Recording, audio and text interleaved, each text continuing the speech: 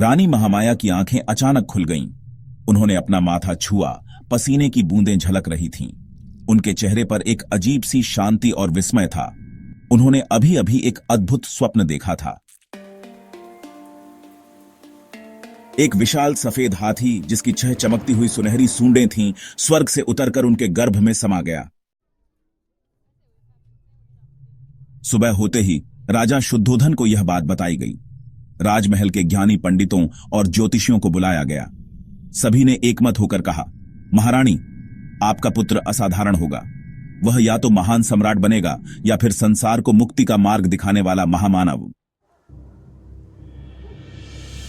राजा शुद्धोधन बालक को देखकर अभिभूत थे।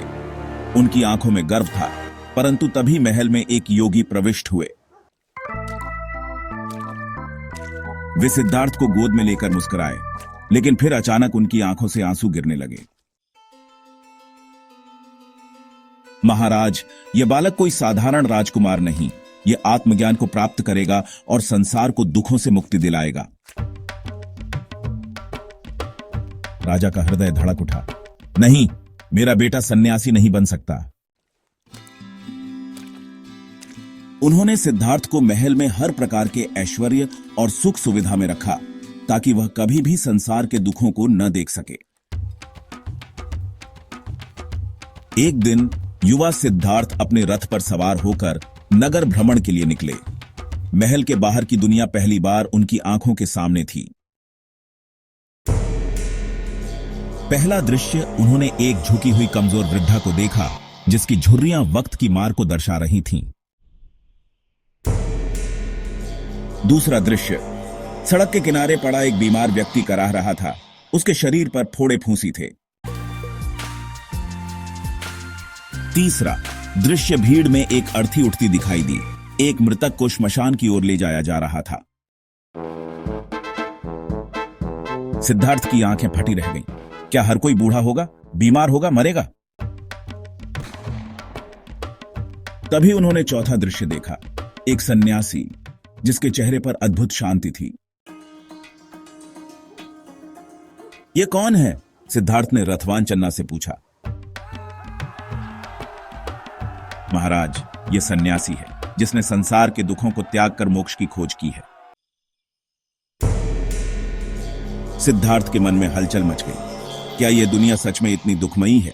क्या इससे कोई मुक्ति नहीं? उस रात महल में सब कुछ शांत था, परंतु सिद्धार्थ के मन में तूफान उठ चुका था। उन्होंने यशोधरा और अपने पुत्र राहुल की ओर देखा। आंखों में ममता थी, पर कदमों में संकल्प। वे धीरे धीरे अपने घोड़े कंथक पर सवार हुए और अपने प्रिय सेवक चन्ना के साथ महल से बाहर निकल पड़े। कपिलवस्तु की सीमाओं पर पहुंचते ही उन्होंने अपनी राजसी पोशाक उतारी, तलवार से अपने बाल काटे और सन्यासी वेश धारण कर लिया। अब मैं ना राजकुमार हूं, ना कोई राजा। अब मैं सत्य की खोज में निकला एक पथिक हूं। उनके शब्दों में अपार दृढ़ता थी और वहीं से शुरू हुई एक यात्रा जो दुनिया को बदलने वाली थी। सिद्धार्थ ने कठोर तपस्या की, गुरुओं से ज्ञान लिया, परंतु उन्हें पूर्ण सत्य नहीं मिला। आखिरकार वे एक विशाल पीपल वृक्ष के नीचे बैठ गए। जब तक सत्य नहीं मिलेगा, मैं यहां से नहीं उठूंगा। रात गहराती गई, अंधकार घना होता गया। तभी मार, बुराई के प्रतीक, ने आक्रमण किया। भयानक राक्षस, सुंदर अप्सराएं, डरावने दृश्य। परंतु सिद्धार्थ अडिग रहे। भोर होते ही उन्होंने पूर्ण ज्ञान प्राप्त कर लिया। अब वे बुद्ध बन चुके थे। सिद्धार्थ अब गौतम बुद्ध सारनाथ गए और वहां अपने 5 पूर्व साथियों को पहला उपदेश दिया। जीवन दुखों से भरा है, परंतु इससे मुक्ति संभव है। उन्होंने 4 आर्य सत्य और अष्टांग मार्ग का उपदेश दिया, जो आज भी बुद्ध धर्म का आधार हैं। 80 वर्ष की आयु में कुशीनगर में बुद्ध ने अपनी अंतिम सांस ली। जो जन्मा है उसे नष्ट होना है, केवल सत्य अमर है।